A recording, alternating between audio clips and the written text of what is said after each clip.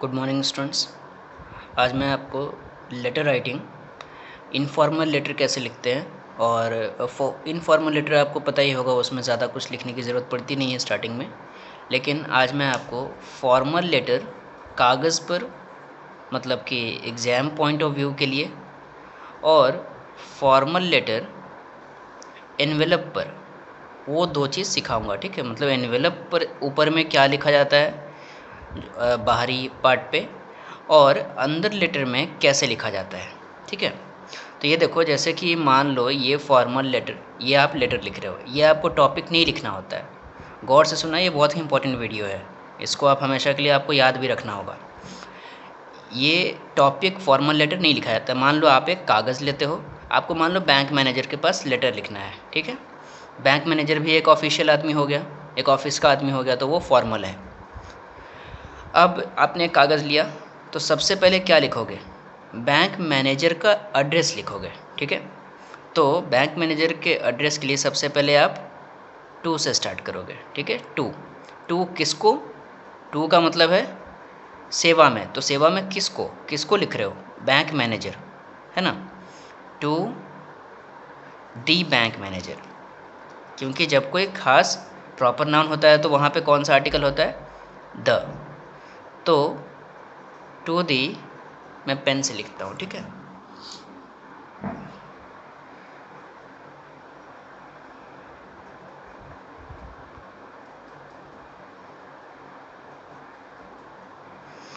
To the bank manager, फिर comma दोगे। Bank manager का जो एड्रेस होगा ना, बैंक मैनेजर के साथ में, मतलब ये लाइन साथ में होते हुए 3 लाइन में होना चाहिए इसका एड्रेस। तो अब ये बैंक मैनेजर कहाँ का हो सकता है? चलो हम लोग मान लेते हैं कोन नगर। कोन नगर का भी एक एरिया ले लेते हैं, कोई भी एक आदर्श नगर, जैसे कि मुझे याद है।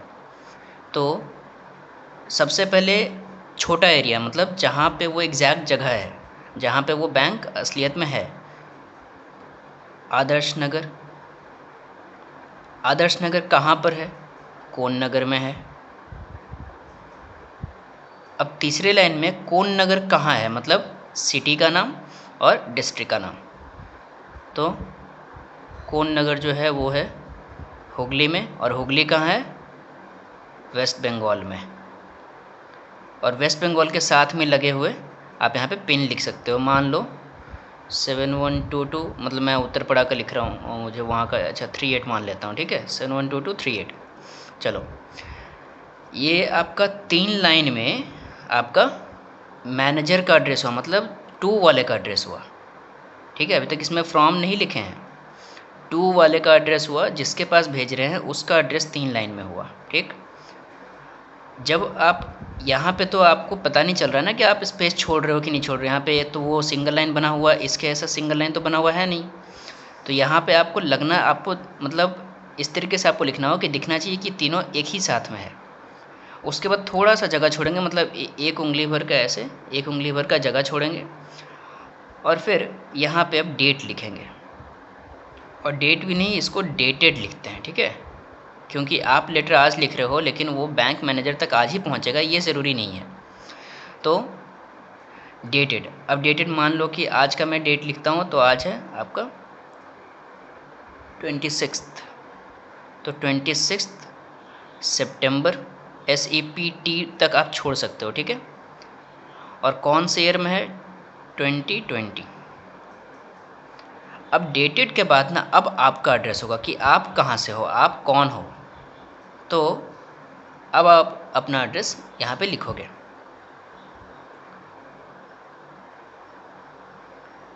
तो to bank manager, Adarsh Nagar, Hooghly, West Bengal, dated आपने डाल दिया। ठीक है, अच्छा यहाँ पे ना, मतलब जब फॉर्मल लेटर, जब कागज़ पर नहीं, जब यहाँ पर जब हम लोग लिखते हैं, तो यहाँ पे अपने बारे में अभी नहीं लिखना है। ठीक है, यहाँ पे अपने बारे में अभी नहीं लिखेंगे हम लोग डेटेड डाल दिए। अब डेटेड के बाद अब हम लोग यहाँ पे ये अपना एड्रेस डाल सकते हैं, मतलब अपना एड्रेस डाल भी सकते हैं और नहीं भी डाल सकते हैं, वो लेटर टू लेटर डिपेंड करता है। यहाँ पे मतलब मान लो आप कौन हो, तो डेटेड के बाद अब आप लिखोगे कि मैं ये हूँ, लेकिन वो लेटर के ऊपर में लिखा हुआ होता ही है। तो उसके लिए यहाँ पे लिखने की ज़रूरत नहीं है। अब हम लोग डेटेड के बाद अब हम लोग सब्जेक्ट लिख देंगे, ठीक है। फिर से एक लाइन छूट रहा है, यहाँ पे लग रहा है ना कि लाइन छोड़ा जा रहा है, SUBJECT, ठीक है पूरा। अब सब्जेक्ट के बाद अब हम लोग यहाँ पे सब्जेक्ट में मान लो कि आपका ATM खो गया, तो आप उसके लिए लेटर लिख रहे हो। सो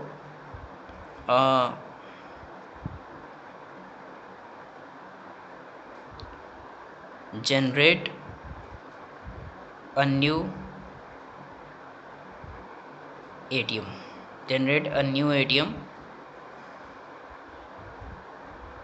on request, ठीक है। रिक्वेस्ट करने पर एक नया ATM आपके लिए जनरेट हो, और इस सब्जेक्ट को ना ऐसे अंडरलाइन कर देंगे पूरा यहाँ तक। ये आपका बैंक के लिए इतना चीज़ हो चुका, इतना चीज़ बैंक के लिए था, ठीक है, फॉर्मल लेटर में। अब यहाँ पे हम लोग क्या करेंगे, फिर से एक लाइन छोड़ के अब हम लोग क्या करेंगे, रेस्पेक्टेड सर या मैडम। अगर आपको पता है कि वहाँ पे भी मैनेजर मेल है या फीमेल, तो आप उस हिसाब से डाल सकते हो, ठीक है।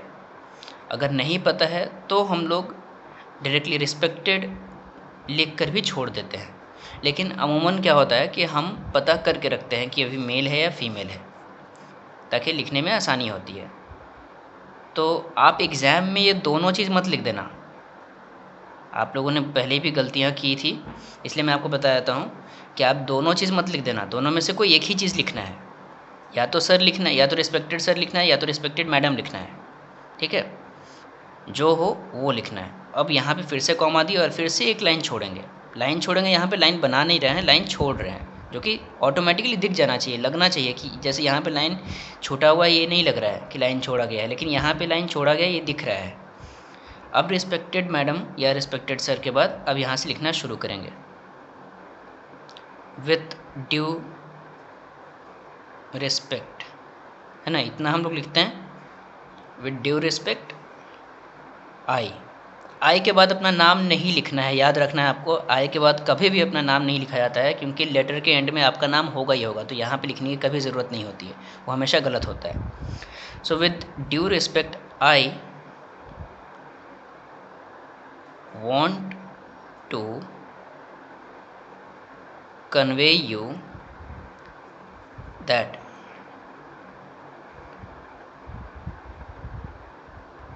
my ATM card has lost last week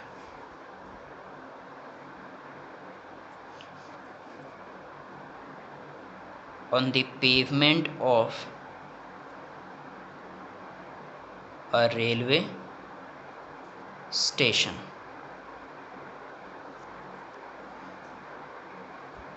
ठीक है। उसके बाद I am writing this letter to bring in your notice that any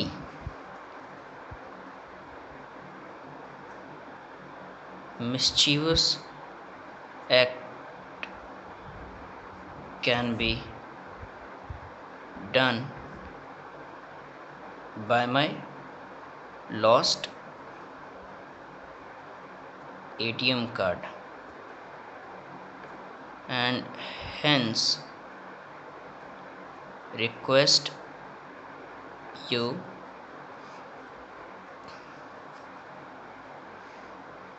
to block my previous ATM card linked to my account number. अब मान लो यहाँ पे अगर कोई अकाउंट नंबर है तो अब आप वो अकाउंट नंबर यहाँ पे दे दोगे, जैसे मान लो 1 2 3 456789 मान लो ये आपका अकाउंट नंबर है, ठीक है। तो ये आप जो अकाउंट नंबर आपका लिंक्ड है उस ATM कार्ड से, उस अकाउंट नंबर को यहाँ पे लिख दियो, ठीक है। और फिर एक आपने इसमें क्या लिखा है, देखो मैं आपको बताता हूँ। आपने लिखा है कि with due respect I want to convey you that my ATM card has lost last week on the payment of a railway station. मतलब रेलवे स्टेशन पे आप कहीं पे बैठे हुए थे और वहाँ पे कहीं पे आपका ATM कार्ड खो गया है।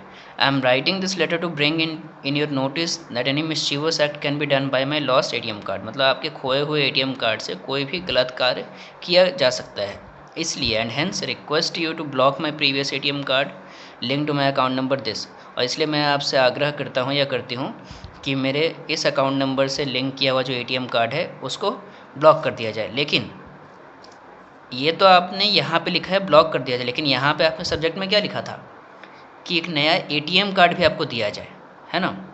तो इसका मतलब है कि अभी भी ये चीज़ लिखना बाकी है। जब ATM कार्ड आपके लिए अगर नया जनरेट होना चाहिए तो क्यों जनरेट होना चाहिए, इसका रीज़न आपने यहाँ पे लिख दिया है कि आपका पुराना ATM कार्ड खो गया।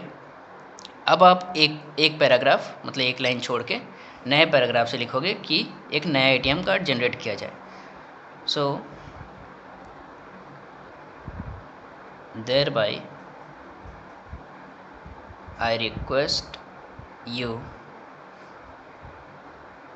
to provide me a new ATM card by linking the aforementioned account number with the given ATM card. मतलब यहाँ पे क्या हुआ कि और अंततः मैं आपसे रिक्वेस्ट करता हूँ या करती हूँ कि मुझे एक नया ATM कार्ड दिया जाए और उस ATM कार्ड को लिंक किया जाए किससे, अफोर मेंशन अकाउंट नंबर। मतलब जो ऊपर पहले मैंने मेंशन किया था, ये पहले हमने मेंशन किया अकाउंट नंबर, इस अकाउंट नंबर से ही नए ATM कार्ड को लिंक कर दिया जाए, ठीक है। जब आपने 2 पैराग्राफ में जब आपने लेटर लिख दिया तो फाइनली अब आप यहाँ पे उनको फ्यूचर में वो कोई काम आपके लिए जो आपने लिखा है लेटर में वो कर देंगे, उसके लिए आप धन्यवाद करोगे। तो फाइनली हम लोग बोलते हैं hence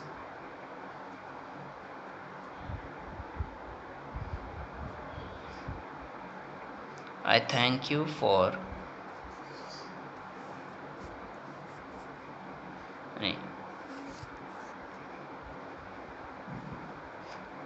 hence I shall be obliged to you for your kind act in accomplishment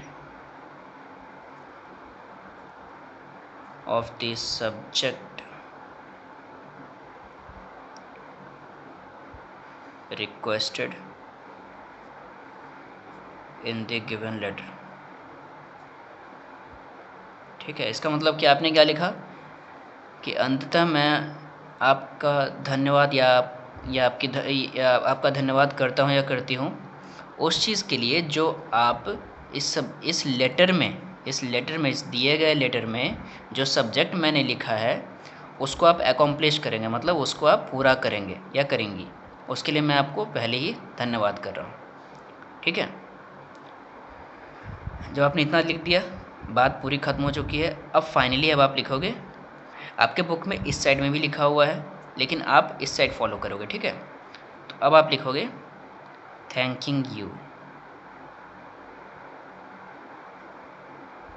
thanking you, thanking you के बाद कॉमा होता है और एक लाइन छोड़ा जाता है, फिर योर्स सिंसियरली, क्योंकि स्कूल तो है नहीं कि आप ओबीडियंटली लिखोगे और फ्रेंड या फैमिली नहीं है कि यहाँ पे लविंगली लिखोगे, तो इसलिए योर्स सिंसियरली, ठीक है। या फेथफुली आप लिख सकते हो, योर्स सिंसियरली कॉमा देकर बिना लाइन छोड़े हुए आप लिखोगे। तो मान लो मैं अपना नाम लिख रहा हूँ,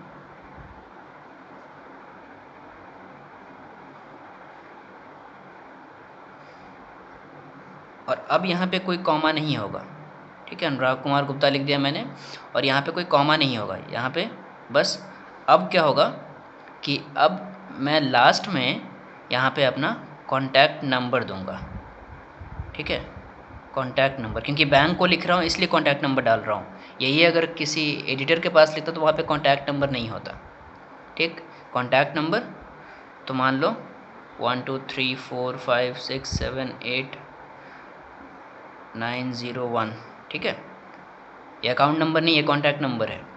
और दोबारा एक बार और आप अकाउंट नंबर यहाँ पे डाल दो, ताकि दिक्कत नहीं हो। अगर मान लो कि लेटर में वो बंदा नहीं पढ़ा होगा अच्छे से, तो लास्ट में आपका अकाउंट नंबर एक बार मेंशन रहेगा।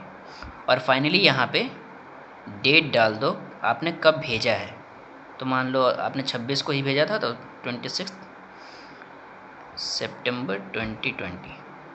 बस ये आपका पूरा, आप इस तरीके से एक बार देख सकते हो, ये आपका पूरा लेटर हो गया, ठीक है।